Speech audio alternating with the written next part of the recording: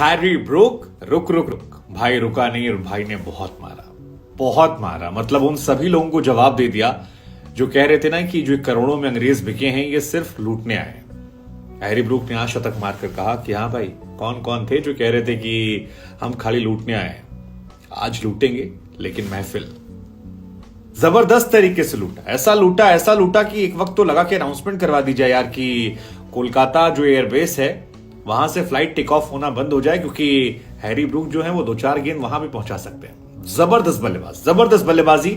आप fast bowler लेकर आइए, हैरी ब्रूक आपको ताबड़तोड़ छक्के मार के उस पार पहुंचा देंगे। वो लॉकी फर्ग्यूसन के ओवर में जो मारा उन्होंने, आगाज दिखा दिया कि आरंभ है प्रचंड। हालांकि पहले मैच में 13, फिर 3 और फिर 13, ये हैरी ब्रूक की कहानी थी। वैसे वो बिके भी 13 में थे, 13 और उनका 3 का आंकड़ा जो है वो बहुत जबरदस्त चल रहा था। लेकिन हैरी ब्रूक ने आज सांसें थामी, धैर्य रखा और 32 गेंदों पर उन्होंने अर्धशतक मार दिया। पहले ही तो 32 पर मारा और आखिरी के जो है वो 23 गेंदों पर उन्होंने फिर 50 ठोक दिया। जबरदस्त बल्लेबाजी। फास्ट बॉलर को तो उन्होंने, कहते ना कि वो मालपुआ समझ के खा रहे थे, बहुत अच्छा मारा। 26 गेंद पे 66 रन ठोक दिए फास्ट बॉलर के खिलाफ और 29 गेंदों पे 34 रन जो है वो स्पिनर के खिलाफ थोड़ा सा वो संभल रहे थे।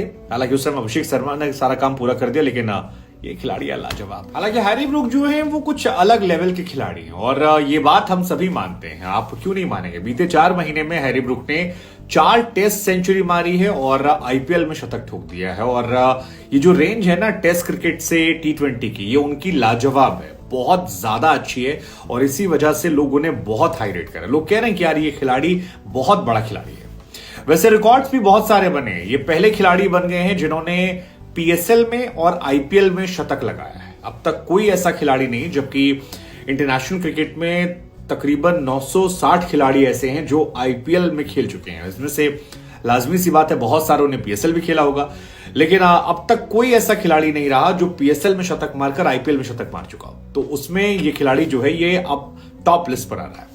हैदराबाद के लिए ये बहुत बड़े एसेट है। हैदराबाद की मालकिन के चेहरे की मुस्कुराहट जो है वो आज बहुत बढ़ गई होगी, क्योंकि जब उन्होंने पिक किया था उस वक्त वो बहुत मुस्कुरा रही थी, लेकिन जब पहली पारी में 13, फिर 3 और फिर 13 बनाए तो धड़कने बढ़ने लगी, क्योंकि स्पिनर के सामने ये संघर्ष कर रहे हैं।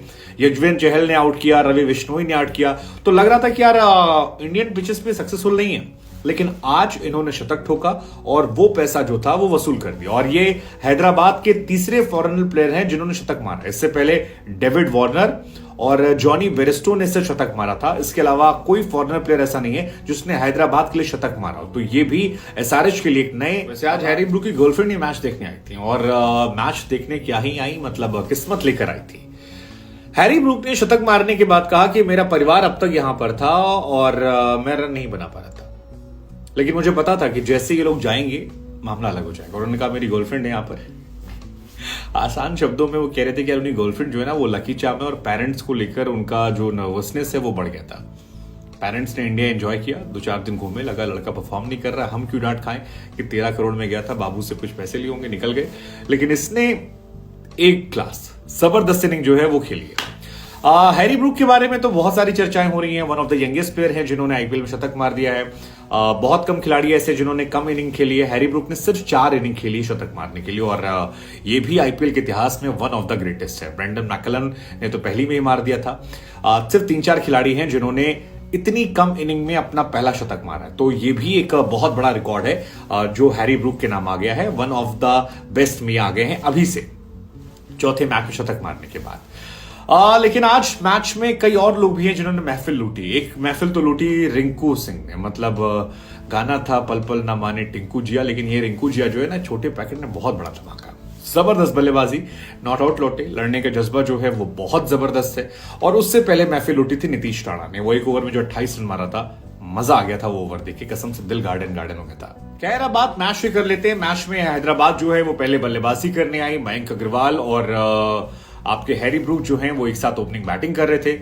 मयंक अग्रवाल चौथे ओवर में 40 के ऊपर स्कोर था, वो टुक टुक टुक टुक खेले थे, बहुत अच्छी बैटिंग उन्होंने की।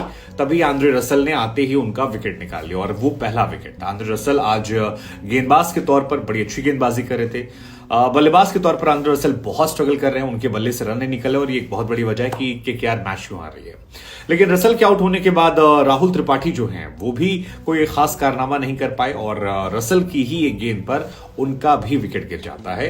2 विकेट यहां पर महत्वपूर्ण गिर जाते हैं जो एक परेशानी का सबब बन जाते हैं केकेआर को लेकर। लेकिन इसके बाद शुरुआत होती है पावर हिटिंग की। एक्चुअली पावर हिटिंग किसे कहते हैं वो मार्करम और हैरी ब्रूक ने दिखाया।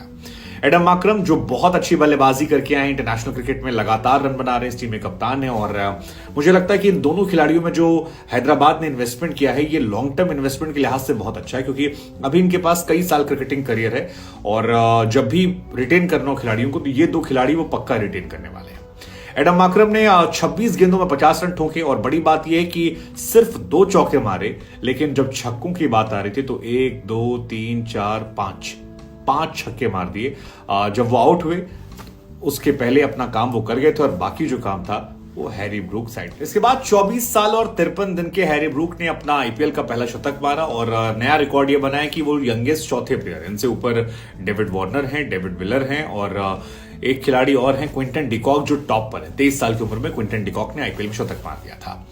तो ये चल रहा था, लेकिन आज इंस्पायर या कहें कि आप बहुत ज्यादा अच्छे लगे अभिषेक शर्मा। अभिषेक शर्मा की तारीफ इसलिए करनी होगी क्योंकि हैरी ब्रूक ने 34 गेंदों में 29 रन बनाए हैं स्पिनर से खिलाफ, जबकि अगर आप उनका ओवरऑल देखेंगे तो 55 गेंदों में उन्होंने शतक ठोक दिया है। तो जब स्पिनर्स को लगाया गया, सुनील नरेन को, चक्रवर्ती को या फिर सुयश शर्मा को, उस time left hand batsman Abhishek Sharma जो हैं वो गार्ड ले रहे थे और उसका असर यह हुआ कि उन्होंने ताबड़तोड़ छक्के चौके मारे। खासतौर पर वरुण चक्रवर्ती को और सुयश को उन्होंने घेर में लिया। तेज गेंदबाज आता था तो हैरी ब्रूक रन बनाया करते थे, लेकिन स्पिनर्स के सामने हैरी ब्रूक संभल कर खेल रहे थे और बहुत धीरे धीरे वो रन बना रहे थे। 29 गेंद पर 34 रन जो है वो अपने आप में समझाने के लिए काफी है। इसके बाद जो विकेट कीपर आए उन्होंने भी आते ही ताबड़तोड़ शॉट्स लगाए और एक पहाड़ जैसा स्कोर जो है वो खड़ा कर दिया।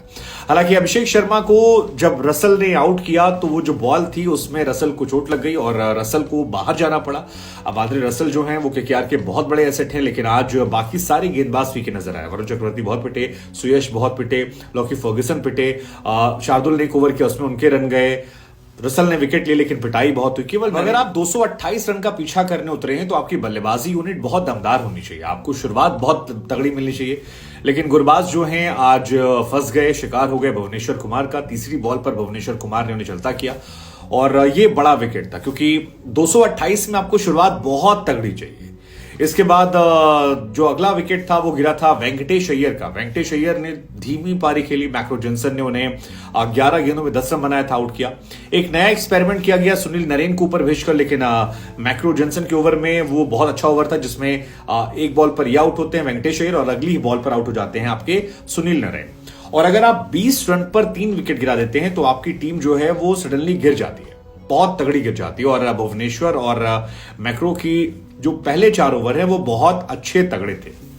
हालांकि इसके बाद एक ओवर आता है उमरान मलिक का। अब कई बार मुझे लगता है कि उमरान मलिक जो है वो बड़ा सोच कर आते हैं कि यार मैं एक गेंद जो है वो 149 या 150 फेंक दूंगा, 150 के आसपास, वो 1 लाख रुपए का चेक जो है वो मेरा बन जाएगा, बाकी देखा जाएगा। और वही देखने को मिला।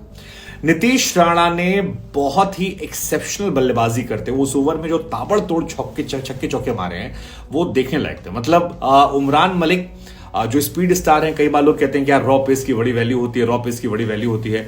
मार्कवुड के उस एक ओवर को हटा दे तो इस आईपीएल में ऐसा दिखा नहीं है। बहुत पिटाई की और एक ओवर में 28 रन ठोक दिए और वो मैच का मेरे ख्याल से टॉप मूवमेंट था। नीतीश राणा और एन जगदीशन ने अच्छी बल्लेबाजी की। हालांकि आज सारिश की फील्डिंग जो है वो बहुत खराब थी। मतलब आप 5-6 कैचेस कैसे छोड़ सकते हैं? इस टाइम तो लग रहा था कि यार आप शॉट मारिए कैच छोड़ देंगे, आप चौका मारेंगे वो बॉल छोड़ देंगे। बहुत ही खराब फील्डिंग जो है सारिश ने की, वरना जो ये 23 रनों से जीत है ये शायद 50, 53, 60, 65 से हो सकती थी, क्योंकि सारिश की गेंदबाजी इतनी खराब नहीं थी। लेकिन उसके बाद एक ओवर आता है मयंक मार्कंडे का। मयंक के ओवर में जगदीशन का वो कैच छूटता है, उसके बाद मयंक कमबैक कर लेते और मयंक की गेंदबाजी की वजह से भी केकेआर को झटका लगा, क्योंकि मयंक मार्कंडे ने 4 ओवर में सिर्फ 27 रन दिए और इसमें 2 बड़े महत्वपूर्ण विकेट निकाल दिए। एक विकेट जो निकाला वो निकाला जगदीशन का, जब पार्टनरशिप बननी शुरू हो गई थी 3 विकेट के बाद। और दूसरा विकेट जो था वो बहुत ज्यादा इंपॉर्टेंट था क्योंकि वो आंद्रे रसल का था। रसल जो है इस आईपीएल में बिल्कुल फ्लॉप चल रहे हैं, और अगर रसल की आप बात करेंगे तो 3-1-1-0 और 35 रन, ये उनकी बीती 4 पारियां हैं, और इस वजह से बहुत ज्यादा नुकसान जो है वो केकेआर को देखना पड़ा। रसल के आउट होने के बाद शतक जो है वो पूरा किया रिंकू सिंह, नीतीश राणा ने 41 गेंदों में 75 रन बनाए। बहुत अच्छी बल्लेबाजी थी, कैप्टन के तौर पर एक बड़ा इंपैक्ट जो छोड़ा, लेकिन फिर रिंकू सिंह ने दिल जीता और रिंकू सिंह ने भी एक शतक बनाया। हालांकि फिलिप्स ने शतक बनाते हुए कैच छोड़ दिया था। 31 गेंद पर 58 रन उन्होंने बनाए। शार्दुल ठाकुर ने भी 7 गेंदों में 12 रन बनाए, और इस वजह से मैच जो है वो केकेआर हार जाती है। भुवनेश्वर कुमार और मैक्रो जेनसन ने बड़ी अच्छी गेंदबाजी की, 3 विकेट निकाले। भुवनेश्वर बहुत इकोनॉमिकल रहे और जेनसन भी इकोनॉमिकल थे। मयंक मार्कंडे एक्सेप्शनल थे। नटराजन की पिटाई काफी ज्यादा हुई, नटराजन के साथ साथ वॉशिंगटन सुंदर की पिटाई हुई। उमरान मलिक भी पिटे, आखिरी ओवर में एक शार्दुल का विकेट ले लिया। लेकिन ये एसआरएच टीम जो है अब ये ज्यादा बेहतर नजर आ रही है, और आपके पास कई ऐसे प्लेयर हैं जो फायर करेंगे तो फिर मैच बदलने का दमखम रखते हैं। इस एसआरएच को मैंने शुरुआत में बहुत हाई रेट किया था, एसआरएच और राजस्थान रॉयल्स को, लेकिन फिर लगा कि शायद मैं गलत था। लेकिन आज की परफॉर्मेंस और लगातार 2 मैचों में जीत के बाद एसआरएच एक अच्छी टीम फिर से लग रही है, और बहुत बड़े नाम नहीं है लेकिन नए खिलाड़ी हैं, ऊर्जावान खिलाड़ी हैं, और यंग गन जो है वो बहुत ज्यादा परफॉर्मेंस देती है। और क्योंकि ये वो टीम है जिसमें जो आपका इंपैक्ट प्लेयर है वो बहुत अहम भूमिका निभाता है, क्योंकि इस टीम के पास अच्छे गेंदबाज हैं, 3 अच्छे गेंदबाज आप फास्ट बॉलिंग में खिला लेते हैं। आपके पास स्पिनर मयंक मार्कंडे क्योंकि बहुत अच्छी फॉर्म में चल रहे हैं, तो वो आपके लिए बहुत कमाल के हो जाते हैं। वॉशिंगटन सुंदर को आप बाहर से ले आते हैं, तो कुल मिलाकर ये टीम जो है बहुत अच्छी है। आपके पास गेंदबाज के ऑप्शंस बहुत ज्यादा आते हैं। क्या ये टीम माकरम की कप्तानी में कुछ एक्सेप्शनल कर पाएगी? मैंने शुरुआत में भी कहा था कि यार इस आईपीएल में कोई कुछ भी कर सकता है। सिर्फ एक दिल्ली की टीम जो है मुझे 19-20 लग रही है, बाकी मुंबई भी कम बैक कर सकती है, और सभी टीमें जो हैं वो एक दूसरे को हरा सकती हैं। तो ये वाला आईपीएल बेस्ट आईपीएल इस अब तक का ओवरऑल होने वाला है।